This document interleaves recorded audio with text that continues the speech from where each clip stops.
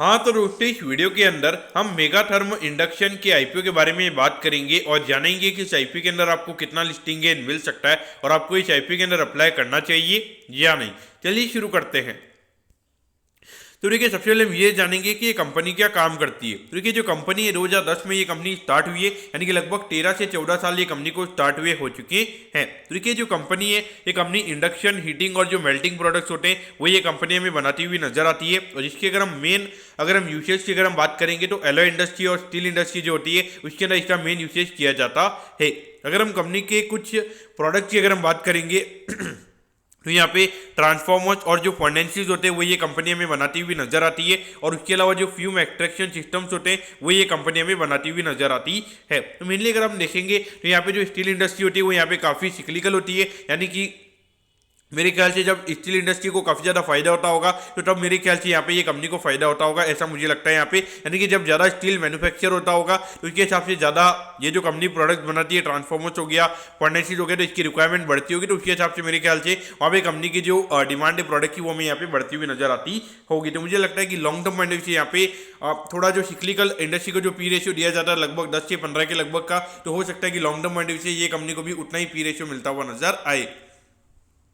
और उसके अलावा अगर हम यहाँ पे बात करेंगे तो ये कंपनी अपने प्रोडक्ट को एक्सपोर्ट भी हमें यहाँ पे करती हुई नजर आती है। साउथ अमेरिका हो गया, अफ्रीका हो गया, फिर जो गल्फ रीजन हो गया, उसके अलावा यूरोप हो गया और जो साउथ ईस्ट एशिया है तो वहाँ पर हमें ये कंपनी अपने प्रोडक्ट एक्सपोर्ट करती हुई नजर आती है। तो डेफिनेटली देखा जाए तो यहाँ पे आउट ऑफ इंडिया के बाहर भी बहुत ज़्यादा हमें स्टील कंपनी नजर आती है। डेफिनेटली वहाँ पर ये प्रोडक्ट की डिमांड रहती होगी, तो इसीलिए यहाँ पे ये कंपनी हमें एक्सपोर्ट करती हुई नजर आती है।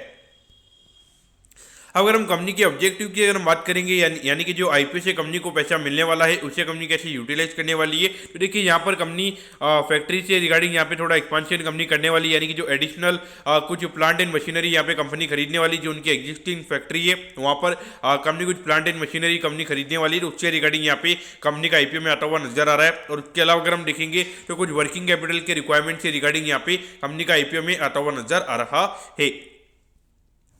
अब अगर हम यहाँ पे कंपनी के प्रमोटर्स की हम बात करेंगे तो देखिए शेषाद्री भूषण चंदा जी हमें यहाँ पे कंपनी के प्रमोटर नजर आते हैं। उसके बाद में शताद्री चंदा जी और मेगाथर्म इलेक्ट्रॉनिक्स प्राइवेट लिमिटेड करके ये तीनों में यहाँ पे कंपनी के प्रमोटर नजर आते हैं। तो हो सकता है कि यहाँ पे ये जो प्राइवेट लिमिटेड करके ये जो कंपनी है ये जो कंपनी है इसकी सब्सिडरी कंपनी का आईपीओ में यहाँ पे आता हुआ नजर आ रहा है।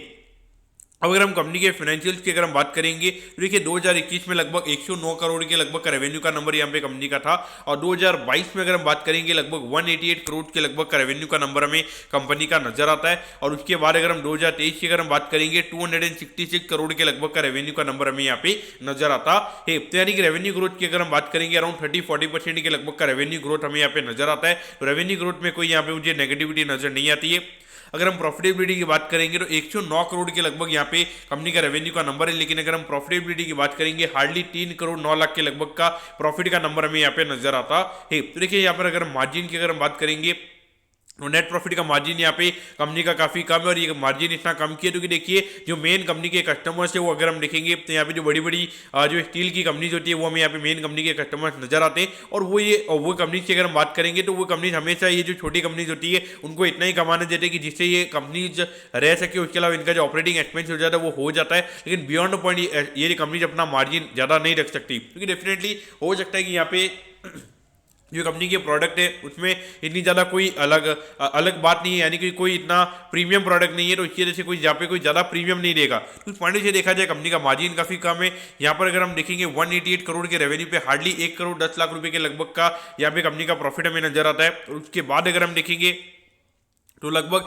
266 करोड़ के रेवेन्यू पे यहाँ पे कंपनी ने सीधा 14 करोड़ के लगभग का प्रॉफिट यहाँ पे कंपनी ने कमाया है। और एकदम से अभी कंपनी का आईपीओ आ रहा है, तो मैं ये नंबर को बिल्कुल भी ट्रस्ट नहीं करूंगा। एक बार के लिए हम कह सकते हैं कि यहाँ पे कंपनी का रेवेन्यू ग्रोथ काफी फिनोमिनल रहा है, तो थोड़ा ऑपरेटिंग लेवरेज का फायदा यहाँ पे कंपनी को हो सकता है। लेकिन फिर भी मुझे लगता है कि थोड़ा विंडो ड्रेसिंग यहाँ पे कंपनी की तरफ से किया गया है। मुझे लगता है कि एक बार के लिए 8-9 करोड़ के लगभग का प्रॉफिट का नंबर यहाँ पे हो सकता है, लेकिन एकदम 14 करोड़ के लगभग का प्रॉफिट का नंबर, यानी कि लगभग अगर हम देखेंगे कि लगभग 6% के लगभग का नेट प्रॉफिट का मार्जिन यहाँ पे कंपनी का हो गया। और यहाँ पर अगर हम देखेंगे 1% का भी मार्जिन यहाँ पे कंपनी का नहीं था। तो उस पॉइंट से देखा जाए तो मार्जिन यहाँ पे कंपनी का काफी कम है, तो उसकी वजह से मुझे लगता है कि यहाँ पे लॉन्ग टर्म पॉइंट से यहाँ पे जो कंपनी का पी रेशियो रहेगा 15-20 से ज्यादा का पी रेशियो मेरे ख्याल से मार्केट ये कंपनी को देता हुआ नजर नहीं आएगा।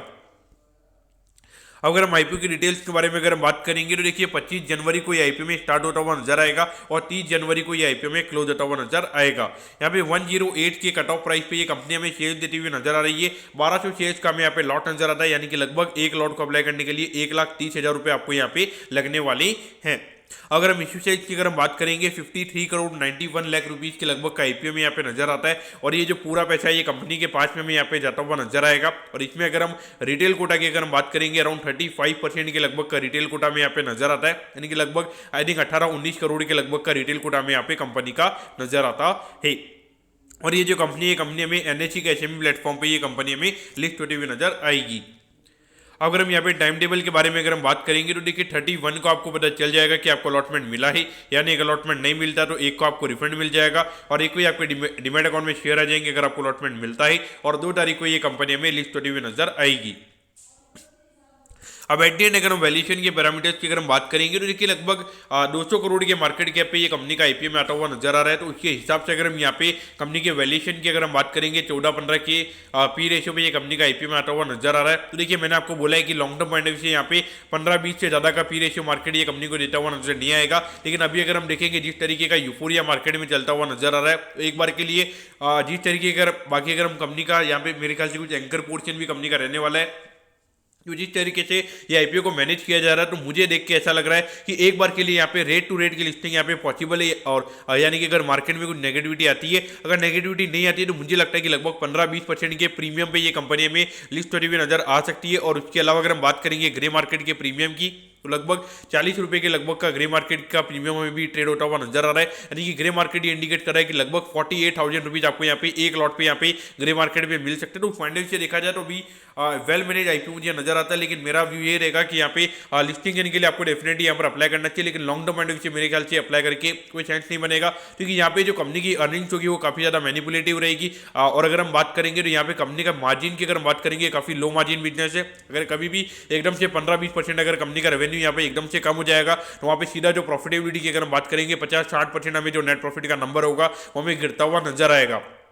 फंडिंग से देखा जाए तो मुझे लगता है कि ये कंपनी को बियॉन्ड पॉइंट यानी कि 20 से ज़्यादा का पी रेशियो मेरे ख्याल से ये कंपनी को नहीं मिलना चाहिए। तो अगर ये कंपनी का अभी आईपीओ 15 के पी रेशियो पे आता हुआ नजर आ रहा है, तो बाई चांस अगर 30% के प्रीमियम पे अगर ये कंपनी में लिस्ट होती हुई नजर आती है तो सीधा वहाँ पे 19-20 के लगभग का पी रेशियो कंपनी का हो जाएगा। तो वहाँ पे मुझे लगता है कि उससे बियॉन्ड यहाँ पे कंपनी को वैल्यूएशन नहीं मिलना चाहिए। इसीलिए मेरा भी ये रहेगा कि लिस्टिंग इनके लिए अप्लाई करना चाहिए, क्योंकि जिस तरीके से अगर मार्केट में काफी यूफोरिया अगर इस आईपीओ के रिगार्डिंग क्रिएट किया जाता है तो वहाँ पे लगभग 40 से 50% मुझे लगता है कि आईपीओ लिस्टिंग के दिन ही हमें अप्लाई खुलता हुआ नजर आएगा। तो इस पॉइंट से डेफिनेटली लिस्टिंग के लिए अप्लाई कीजिए, लॉन्ग टर्म के लिए अवॉइड करना मेरे ख्याल से यहाँ पे सही रहेगा। तो दोस्तों मैं आपको बताऊं कि मेगाथर्म इंडक्शन के आईपीओ के बारे में आपको सब कुछ समझ में आ गया होगा। अगर आपकी कोई भी क्वेरीज है आप कमेंट कीजिए, मैं जरूर आपके कमेंट पर रिप्लाई करूंगा। ओके दोस्तों, thank you, have a nice day.